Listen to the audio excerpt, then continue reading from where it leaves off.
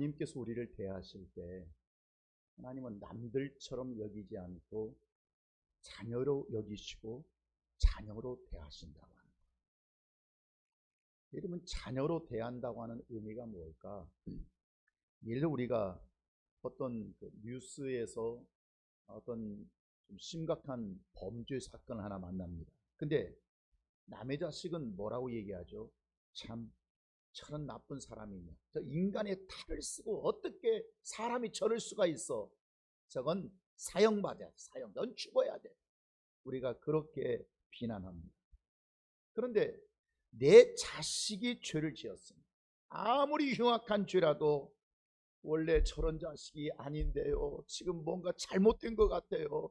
쟤는 저런 애가 어렸을 때부터 얼마나 착하고 얼마나 부모 말을 잘 듣고 뭔가 무슨 사정이 있지, 쟤는 저런 나쁜 짓을 할 애가 아니라고 여러분 이렇게 변호하게 되는 거죠.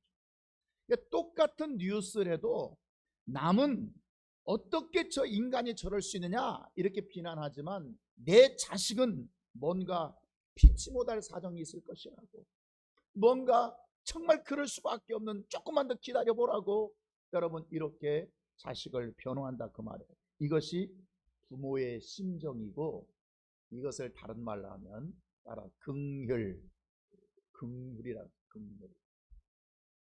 이 긍휼이라고 하는 것은 긍휼히 여길 긍자와 여러분 구휼, 그런데 여러분 동정하다 그 혈자거든요. 그런데 여러분 훌자에 보면 여러분 피혈자가 여러분 이렇게 흙에 있는 것을 볼 수 있습니다. 이게 무슨 말이냐면 내 피부치가 된 죄인이에요. 남의 죄인이 아니고 저거 내 피부치야, 저거 내 자식이야. 근데 죄를 졌어. 지금 이런 상태를 의미하는, 똑같은 죄를 져도 남이 죄를 지으면 손가락질하게 되지만 내 피부치가 지으면 긍휼로 무슨 사정이 있을 거라고. 저게 지금 필시 저런 애가 아닌데 우리가 이렇게 뭔가 긍휼로 나간단 말이에요. 그러니까 죄인을 향한 하나님의 긍휼하심을 여러분 믿으시길 바랍니다. 그러니까 뭔가 지키려고 하는 아버지의 긍휼, 뭔가 자녀에게 베푸시기를 원하시는 아버지의 긍휼이, 네가 비록 죄인이라고 할지라도 나는 너를 어떻게 해서든지 살리고 싶다. 이것이 하나님의 긍휼이시고, 여러분 그 긍휼을 믿기를 바랍니다. 그 긍휼 때문에 우리가 사는 것입니다. 많은 성도들은 나름대로 자기가 옳다고 판단하니까 그렇게 말하고 그렇게 생각하고 그렇게 행동하는 거죠. 뭐 그것이 나쁘다고 하면 그렇게 하겠습니까? 그것이 나름대로 옳다고 생각하니까. 그러나 우리가 내 생각과 하나님의 생각이 다를 때가 너무 많다고 합니다.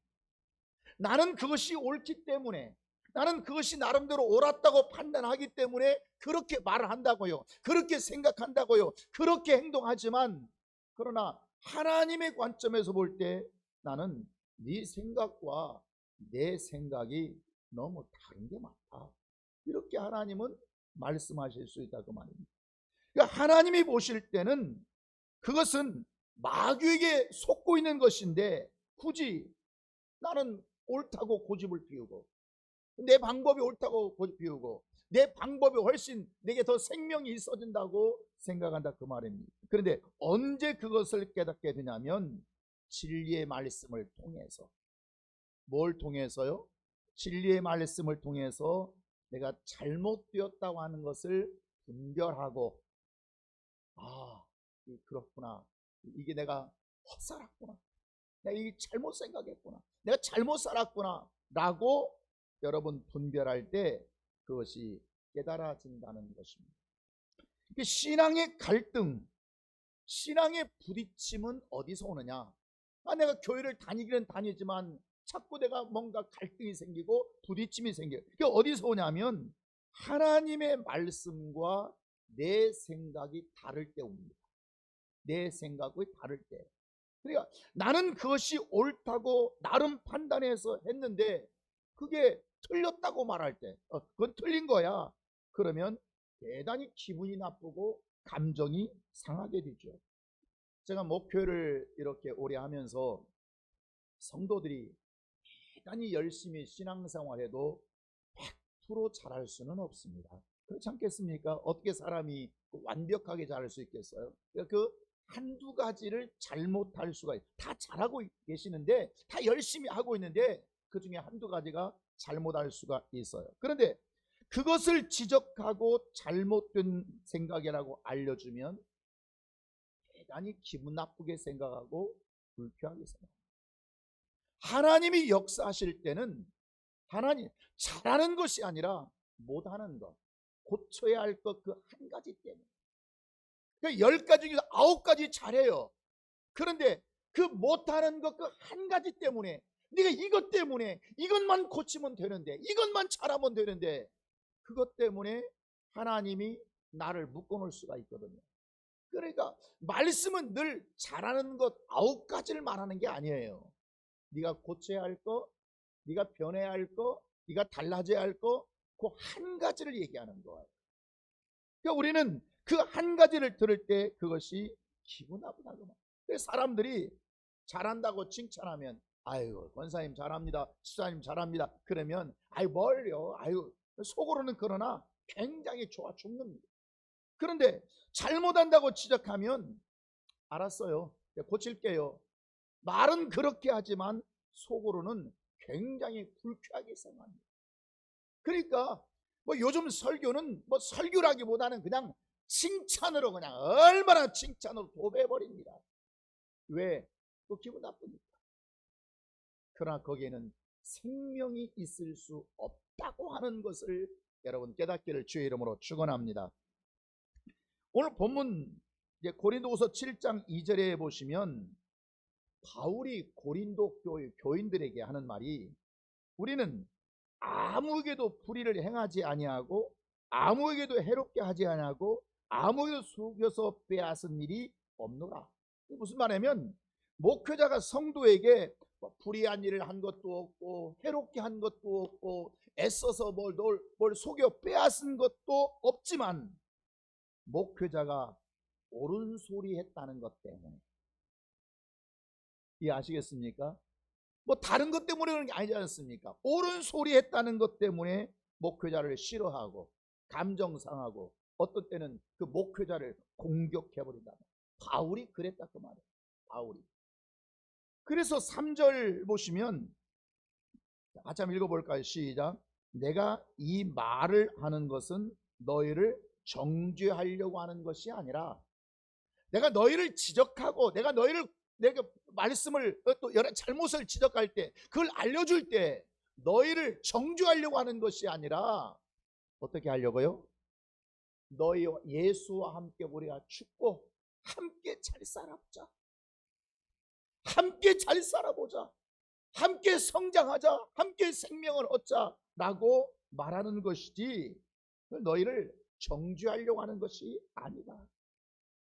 너희가 하나님과 하나가 되고 내가 너에게 말씀을 가르쳐주는 그 말씀과 하나가 되어 함께 살자는 것이지 너희를 미워하거나 너희를 정죄하거나 너희를 부끄러움을 주려고 하는 것이 아니라 그 말이에요. 그러나 진리를 전해주면 내 생각에, 내 판단에 내가 그것이 옳다고 여겼는데, 그런데 그것이 불쾌한 감정을 갖고 그 말씀을 지적해 줬다는 것 때문에, 말씀을 바로 전해 줬다는 것 때문에 우리가 불쾌하게 생각하고 듣기를 싫어한다 그 말입니다.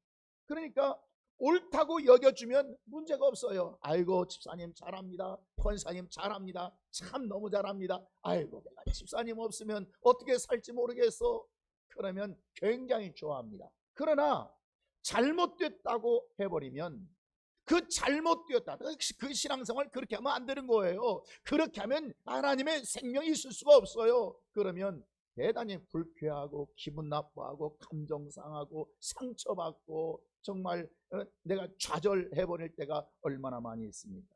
그래서 하나님의 말씀을 받아내기가 보통 어려운 게 아니에요. 쉬운 것이 아니에요. 8절 한번 보실까요?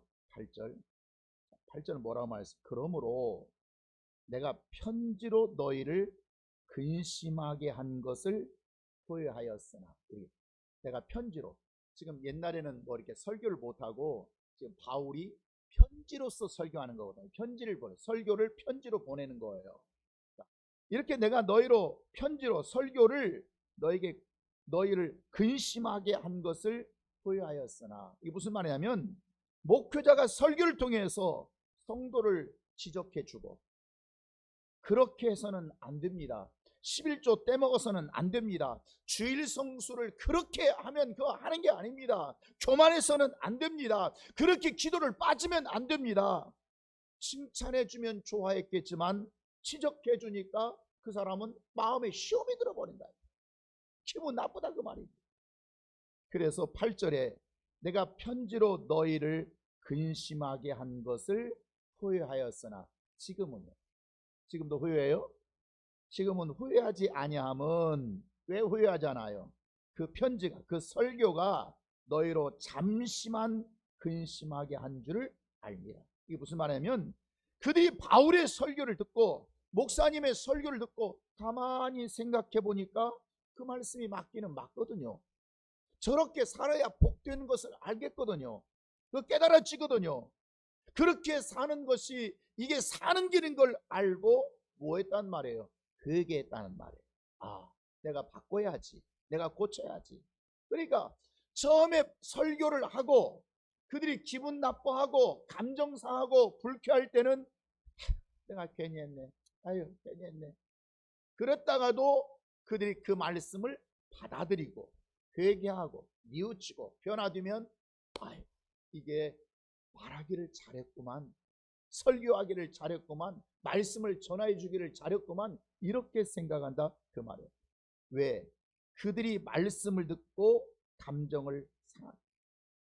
그러면 왜 사람들은, 왜 교인들은 하나님의 말씀을 들으면 그것이 은혜가 되어야 될 텐데 왜 그것이 감정을 상하게 하는가? 다 무엇 때문에? 따라 설교 때문에. 뭐 때문에요? 설교 때문에 그렇습니다. 설교 때문에. 그러니까 많은 설교자들이 사람 감정 상하게 하려고 하지를 않아요. 지적하려고 하지를 않아요. 깨우쳐 주려고 하지는 않아요. 하나님의 뜻을 전하려고 하지 않아요. 왜? 감정 상하니까. 감정 상하면 내 목회 포지션이 흔들리게 되거든요. 그러니까 그저 모든 것이 다 설교기 때문에, 설교 때문에 그런 현상이 생기기 때문에 잘한다, 옳다, 맞다 해줘야 되는데 잘못을 지적하고 회개의 말씀을 전하니까 받아들이면 괜찮은데 못 받아들이게 되면 그것이 갈등과 시험과 상처와 감정으로 다 남게 된단 말이에요.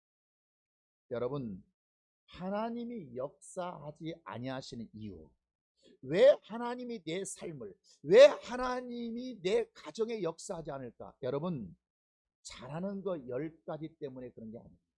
못하는 거 한 가지 때문에, 고쳐야 할 것 그 한 가지 때문에. 하나님께서 너에게 잘하는 것이 많기는 하다만, 그러나 그 한 가지가 복 받는데 아킬레스건이 되고, 그 한 가지만 바꿨으면 좋겠는데, 그 한 가지만 변했으면 좋겠는데, 그 한 가지를 못 고쳐서, 하나님께서 우리에게 복을 주시, 생명으로 역사하지 못할 때가 많다 그 말인 것입니다. 그러니까 바울이 고린도 교회에 설교를 하고 후회한 이유가 뭐예요?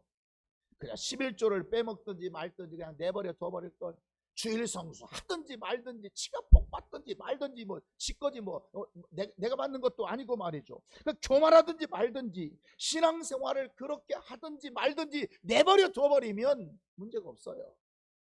그런데 그들의 반감을 받을 필요도 없고 공격을 받아서 후회할 필요도 없었는데, 지금은 후회하지 않는 까닭이 뭐냐면 그 말씀을 해준 것 때문에, 그들의 삶을 지적하고 그들의 신앙생활이 잘못된 것을 잘못됐다고 지적한 것 때문에, 9절 한번 다시 볼까요? 시작. 내가 지금 기뻐함은 너희로 근심하게 한 까닭이 아니요 도리어 너희가 근심함으로 뭐에 이뤘어요? 회개함에 이르렀어요. 회개함에. 그래, 너희가 그 말씀을 준 것 때문에 그저 처음에는 근심해서 뭐 좀 기분 나빠. 그런데 그 보니 내가 이 말씀을 받아야 살겠거든요. 내가 이 말씀대로 살아야 내게 생명이 얻을 수 있겠거든요. 그래서 잠깐 근심을 내려놓고 회개에 이른 까닭, 회개의 열매, 결과를 얻어냈다고 말해요. 하나님의 말씀은, 하나님의 말씀이 우리를 지적할 때는 생명 주시기 위함입니다. 따라 생명 주시기 위함이라. 뭘 주기 위함이라고요? 그것이 때론 쓰고, 그것이 때론 아프고, 그것이, 그 말씀이 참으로 내 영혼에, 정말 내 육체를 정말 칼로 에리듯이 그런 고통이 온다고 할지라도 그건 무엇을 주기 위함이라고요? 생명. 그래서 성경의 핵심적인 용어가 세 가지가 있는데 그 첫 번째가 뭐라고요? 생명, 생명. 생명 주시기 위함이에요. 생명으로 역사하시기 위함이에요. 살려주시고 하고 싶은 마음이, 살려주시고 싶어서 하나님께서 이 말씀을 주시는 거예요. 그 말씀이 단 말씀도 있지만 쓴 말씀도 있다, 그런 말이에요. 그래서 사람이 근심할 때 근심이 두 종류가 있거든요. 근심. 자, 어떤 근심이 있습니까? 우리 한번 10절을 먼저 같이 한번 시작. 하나님의 뜻대로 하는 근심. 어떤 근심이 있어요? 하나님의 뜻대로 하는 근심은 그 다음에 후회할 것이 없는 구원에 이르게 하는 회개를 이루는 것이요. 두 번째는 어떤 근심이 있어요? 세상 근심이 있어요. 세상 근심은 사망을 이루는 것이요. 하나님의 뜻대로 하는 근심이 있고요, 아니면 세상 근심이 있어요. 이건 저나 여러분이나 누구나 다 두 가지 근심에 직면합니다. 내가 하나님의 뜻대로 하는 근심할 것이냐, 세상 근심할 것이냐. 그러니까 세상에서 오는 근심은 그저 육적인 것 때문에 오는 거예요. 물질 때문에 오는 거예요. 어떻게 잘 먹고 잘 살까, 어떻게 프라이드가 죽지 않고 기죽지 않고, 어떻게 남에게 좀 떵떵거리면서 살까, 이런 것 때문에 마음이 상하고. 왜 상해요? 비교해서 떨어지니까. 괴로웠고, 왜? 내 마음대로 안 되니까. 근심이 되고, 없으니까. 염려스러우면 여러분 빨리 털어버리기를 주의 이름으로 축원합니다. 빨리 털어버려야 됩니다. 근심과 염려에 매여 있으면, 매여 있을수록 문제는 해결되지도 않으면서 영적으로 자꾸 가라앉아요. 기도가 멈춰버립니다. 예배 가기가 싫습니다. 목회자의 도움도 되지 않고 하나님에 대한 의지도 생기지 않습니다. 그러니까 여러분들이 이 세상에 살면서 신앙생활의 목적을 돈, 성공, 출세 이런 거 하면, 이게 잘 되면 잠시는 기분이 좋아요. 잠시는 뭔가 또 폼이 나요. 또 그렇게 오면 교회에서 아이고 아무개 집사님 복 받았다고 그러면 또 살맛도 나요. 안 되면 기가 죽어버려. 안 되면 불편해져. 안 되면 기도가 안 나와요. 안 되면 예배가 드려지기 싫어져요. 여러분, 결국 이 세상적인 근심이 우리를 영적으로 자꾸 다운시키면, 육적인 것은 별것이 아니라고 여기시기를 주의 이름으로 축원합니다. 이 이유가 있습니다. 세상으로부터 오는 근심은 무시해버리고 빨리 털어버려야 됩니다. 빨리 털어버려야 됩니다. 그것이 훨씬 영적인 힘이 되고 그것이 지혜가 된다고 하는 것을 깨닫기를 바랍니다. 왜냐하면 10절 하반절에서 뭐라고 그랬죠? 세상 근심은 뭘 이루기 때문이에요? 사망을 이루기 때문에 그래. 그 세상 근심에 사로잡혀서 세상 근심의 염려에 빠지고 근심에 빠지고 무엇을 먹을까 무엇을 마실까 내가 저 여자보다 내가 니은자는 안 붙이겠어요. 내가 저 여자 때문에 내가 잘 살아야 되는데 내가 내 키가 살아야 되는데 그렇게 생각하고 살면 살수록 우리는 영적인 깊은 딜레마에 빠진다고 하는 거예요. 이해하시겠습니까? 그러나 하나님의 뜻대로 하는 근심이 있습니다. 이 근심을 따라서 영적인 근심, 영적인 근심이라고 말합니다. 자, 믿음의 문제. 늘 갈등이야. 내가 믿음 생활 잘해야 되는데 정말 내가 이렇게 해서 정말 하나님 앞에 다 인정이나 받게, 이제 믿음의 문제 아닙니까? 교회 생활의 문제, 11조 문제. 11조를 드려야 되는데 진짜 이거 정말 드리기는 아주 힘들고 믿음이 없어 보이고 드리긴 드려야 되겠고 이 문제가 와요. 예배 빠지는 문제, 예배 자주 빠지는 문제, 새벽기도 문제, 뭐 신앙생활에 이런저런 문제들이 여러분 때문에 문제가 되고 염려가 되고 근심이 될 때 이게 지금 하나님의 뜻대로 살기 위한 근심이 있다 그 말입니다. 여러분 설교 들을 때마다 자꾸 그 말씀이 들려져. 내가 잘하는 게 들려지면 오늘도 기분이 좋을 텐데 꼭 못하는 것만 목사님은 설교하고 꼭 내가 못하는 것만 꼬집어대는 것 같으니까 그게 아프다 그 말이에요. 에이, 어떤 사람은 생활이 잊어버려. 목사님 다 그런 설교하는 거지 뭐. 설교를 무시해버려. 한 귀로 듣고 한 귀로 그냥 잊어버리고 여러분 그러면 그는 죽는 것입니다. 그건 죽는 것입니다. 이런 근심은 살려야 되는 것입니다. 이해하시겠습니까? 신앙생활을 어떻게 잘할 수 있는지 내가 생명에 관한 말씀들은 잊어버리는 것이 아니라 무시해버리는 것이 아니라 지워버리는 것이 아니라 그러면 내 영혼은 죽어버리게 되는 것입니다. 우리는 이런 문제는 자꾸 내 안에서 살려서 왜냐하면 하나님의 뜻대로 하는 근심은 영적인 근심이기 때문에 어떻게 하든지 해결하려고 해야 됩니다.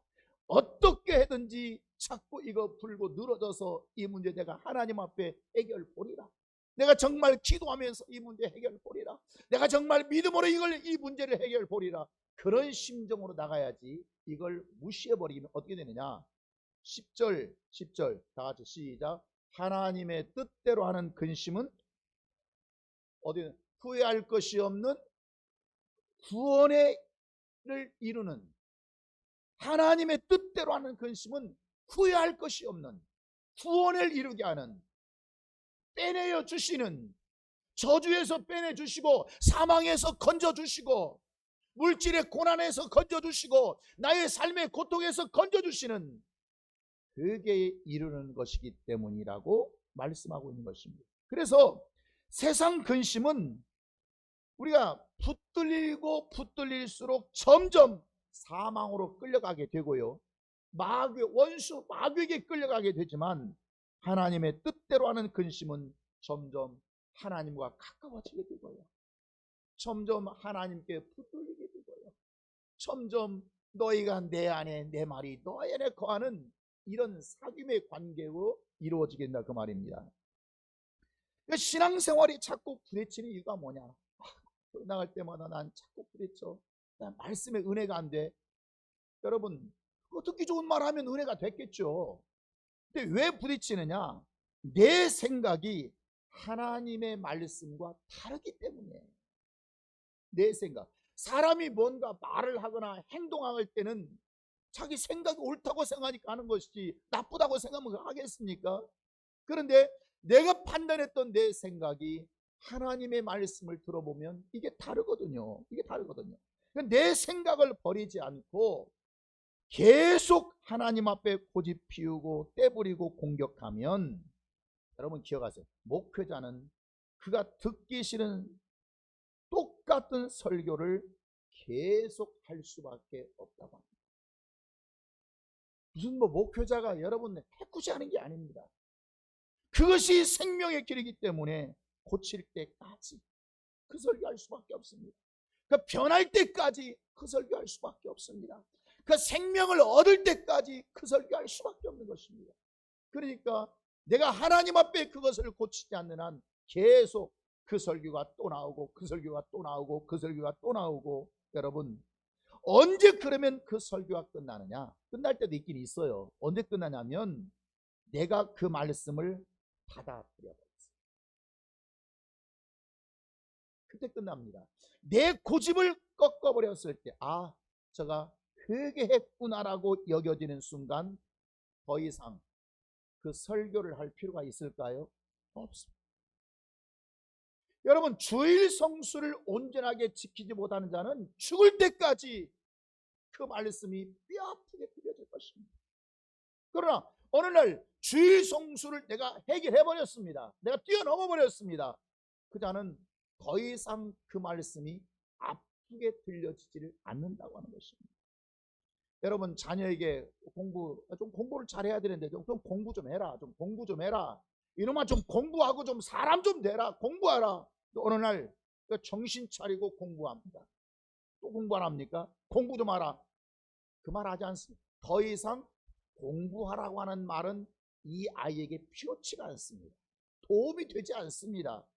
하나님의 말씀이 부담스럽고, 어떤 때는 그 말씀을 듣기에 감정이 상했던 그 말씀을 받아들이고 회개해버리면 그 순간 그 모든 근심과 불쾌함과 감정 상함이 싹 떠나버린다. 아멘입니까? 그 미워하는 걸 못 고쳐요. 그거 고치면 되는데, 사랑해야 되는데, 근데 자꾸 내 마음에 미움의 감정이 있어요. 그럼 여러분, 그것을 고칠 때까지 이 말씀은 뼈아프게 되게 올 것입니다.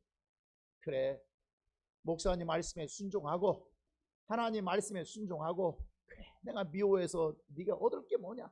내가 사랑해버린 순간 그 말씀이 아프게 들릴까요? 아프게 들리지 않습니다. 그 말씀이 끝나버린 거예요. 그러니까 그 순간 내가 회개하고 내가 부담스럽게 여겼던 그 모든 것들을 내가 변하는 순간 그 아픔과 불쾌함이 다 사라져버립니다. 여러분, 전에는 11조 설교하면 가슴이 두근거리지 않습니다. 기분 나쁩니다. 아, 은혜가 안 되네. 지금은요, 목사님이 그런 설교 하든지 말든지 나는 이미 하는 자가 되어버렸기 때문에 그 말씀을 하시든지 말든지 나는 기분과 감정에 상관이 없어요. 그러니까 지금도 그 설교가 나오면 벌써 마음이 그냥 두근두근 떨리고, 참 마음이 기분 나쁘고, 근데 이 교회 나가야 돼 말아야 돼. 여러분, 이런 생각을 하게 된다고 말이에요. 주일 성수를 온전히 하지를 못해요. 그죠? 오전에 주일날 예배 드리면 오후에는 어디 놀러 가고, 어디 바람도 쐬러 가고, 등산도 가고, 친구도 만나러 가고, 저녁 먹어도 돌아다니고, 그 자에게는 그것이 하나님 앞에 바로 세워지지 못할 때까지 계속 아픔을 줄 것입니다. 그러나 또 주일날 하나님께 봉사하고 예배 다 끝나고 돌아가서 가족과 함께 맛있는 음식 먹는, 이런 사람은 목사님이 그런 설교 하든지 말든지 나는 별로 그것 때문에 아픔과 상처가 되지 않는다, 그 말이에요. 그 말씀을 받는 자에게는 별로 도움이 안 돼요. 항상 그 말씀이 초보자 같은 설교처럼 느껴져요. 어떤 사람은 10년, 20년, 30년을 다녀도 아직도 주일 성수 문제, 아직도 11조 문제가 나오면 가슴이 두근거리고 떨리는데, 이미 이 문제를 해결해버린 자는 그것 때문에 별로 꼭 초보자에게 하는 설교처럼 느껴진다, 그 말인 것입니다. 기분 나쁘게 그 나들라고 하는 설교지. 그러면 당신들하고 하는 설교지 누구들 하는 설교? 설교하는 자가 나들으라고 설교하겠습니까? 여러분이 그 말씀을 듣고 생명을 얻으라는 그 의미인 것이죠. 그러나 그것이 미워서 했겠냐, 그 말이에요. 미워서 그 말씀을 지적하고 미워서 그렇게 했겠냐, 그 말이에요. 이것은 하나님의 긍휼 때문에 한 것입니다. 마음을 열고 받아들이기만 하면 우리가 사망의 길에서 생명의 길로 싹 바뀌어버릴 수 있다고 하는 거예요. 그 말씀을 내 마음에 새겨버리기만 하면, 내가 저 말씀대로 살겠다고 결심하는 순간 우리는 캄캄하고 어두웠던 내 인생길이 정말 밝은 시온의 대낮처럼, 밝은 생수의 강을 마시는 것처럼 내 영혼이 변할 수 있다고 하는 것입니다. 그러나 내 생각과 고정관념, 편견을 내려놓고 받아들이기만 하면 하나님의 역사가 달라지게 되는데, 그러나 우리는 이 말씀을 받아들이지 못하기 때문에 늘 그것이 시험이 되고 갈등이 되고 인정받지 못하게 됩니다. 그래서 성경은 있는 자에게 더하신다. 아멘입니까? 있는 자, 믿음이 있는 자에게 하나님은 더하십니다. 은혜가 있는 자에게 더하십니다. 말씀을 받는 자에게 하나님은 더 말씀을 받도록 그렇게 인도하신다. 또 없는 자에게는 못 주시는 거죠. 없는 자에게는 빼앗아가 버리는 것이죠. 히브리서 13장 7절에 보면 이렇게 말씀하고 있습니다. 같이 한번 읽어볼까요? 하나님의 말씀을 너에게 일러주고. 누가 하나님 말씀을 일러줘요? 전하는 자가 있잖아요. 목회자가 전해 주지 않습니다. 일러주고 계속해서 너희를 인도하던 자들을 생각하며 그들의 행실의 결말을 주의해 보고 그들의 믿음을 본받아라. 할렐루야. 그러니까 너희에게 말씀을 전하여 주고 너희를 인도하는 그들의 행실의 결말을 보고, 전하여 주는 자의 그 삶의 결말을 보고 그들의 믿음을 본받아. 따라합시다. 신앙은 복음 믿는 것이다. 여러분, 누가 한 복음이 있습니까? 보니까 믿는 거죠. 보여지니까 믿는 것이지, 보여지지도 않는 것을 자꾸 믿으라 하면 여러분 믿어지겠습니까? 그러니까 전하는 자들은 이미 너희를 인도하며 너에게 말씀을 주고 말씀을 전하여 주는 자들은 이미 생명을 경험한 자들입니다. 생명을 경험한 자들, 뭔가 경험한 것을 전하는 자들인 것입니다. 여러분, 주의 종이 항상 다 좋은 거 아닙니다. 어떤 때는 내가 복 받은 것도 있습니다. 또 복 받는 걸 전합니다. 어떤 때는 내가 매도 맞았습니다. 내가 저렇게 하면 좋을 줄 알았더니, 저렇게 하면 내가 오를 줄 알았더니, 저렇게 살다가 하나님 앞에 매도 맞는다 그 말이에요. 매를 맞아 보니까 이게 아프구나. 매를 맞아 보니까 이게 힘들구나. 여러분, 이렇게 하지 마시오. 이렇게 하면 매 맞습니다. 이렇게 매 맞으면 여러분 많이 아픕니다. 좀 누구에게 하는 거예요? 인도자가 미리 경험한 것을 지금 말하는 거예요. 여러분, 맨날 매만 맞고 삽니까? 하나님 앞에 복 받는 것도 있다 그 말이에요. 여러분, 이렇게 살았더니, 내가 이렇게 희생했더니 하나님께서 이렇게 복을 주십니다. 여러분도 이렇게 살아서 복을 받으시오. 그들의 행실에 무엇을 보고? 결말을 주의해 보고 그들을 본받으라 그 말인 것입니다. 그러니까 말씀을 권면하는 그 말씀 속에는 담대함이 있습니다.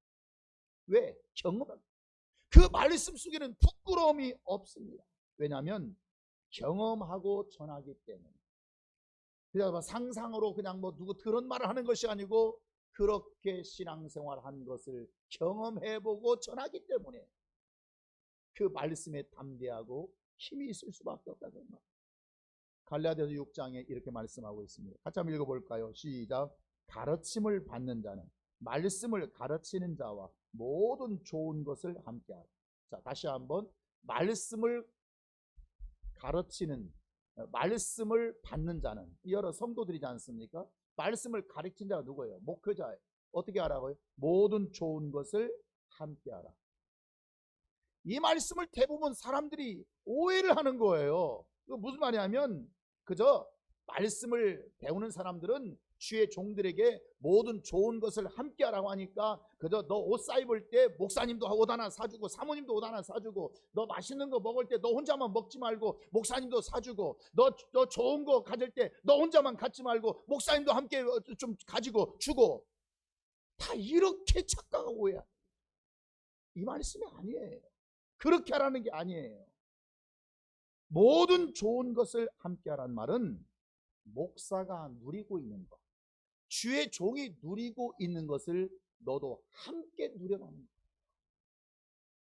당신이 뭔가 누리고 있을 때 목사님이 외롭게 하지 말고 뭘 해주란 말이 아니라 목사님이 누리고 있는 것을 너도 그것을 함께 누려라. 이해하시겠습니까? 너도 함께 누린 자가 되라.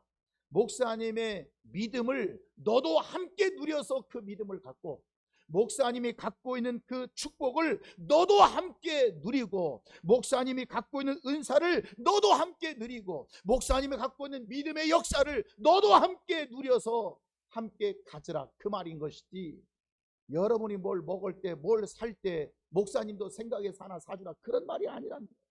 그러니까 목회자가 하나님께 저렇게 했더니, 목회자가 하나님께 저렇게 살더니 하나님이 저렇게 축복하시는구나. 그러면 나도 저렇게 해서 그 축복을 받아야지. 목사님이 저렇게 하나님 앞에 말씀에 저렇게 순종하고 몸부림치고 살더니 하나님이 저렇게 축복하셨네. 그러면 나도 저렇게 살아서 저 축복을 받아야지. 주의 종이 저렇게 희생하고 저렇게 내 것을 내 것이라고 여기지 않고 살더니 하나님께서 저렇게 인도하시네. 그러면 나도 저렇게 살아서 목사님이 누린 것을 누려야지. 이것이 모든 좋은 것을 함께하라, 이 말입니다. 이해하시겠습니까?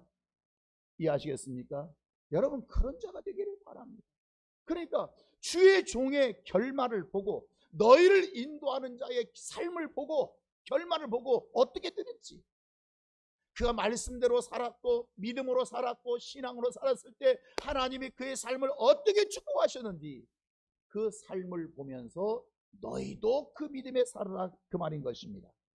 예수님이 아버지셨던 하나님 아버지에게 저렇게 순종했더니 과연 하나님 아버지가 그 아들을 저렇게 사랑하시고 저렇게 축복하시는구나. 그럼 나도 예수님처럼 해서 나도 이 축복을 받으리라. 이것을 믿음이라고 얘기하는 것입니다. 그래서 기독교는 보고 믿는 것입니다. 그냥 막연하게 믿는 것이 아니라 예수님을 보고 믿는 것입니다. 목회자를 보고 믿는 것입니다. 믿음의 선진들을 보고 믿는 것입니다. 목회자가 받은 축복을 보고 믿는 것이고, 부활의 증인들을 보았기 때문에 우리도 마음 놓고 그저 고난의 길, 십자가 길, 죽음의 길을 저렇게 가도 죽는 것이 아니구나, 저게 사는 길이구나 하고 가는 것이지, 보지 않고 갈 수가 없다고 하는 것이다. 따라서 신앙은 보고 믿는 것이다. 아멘입니까?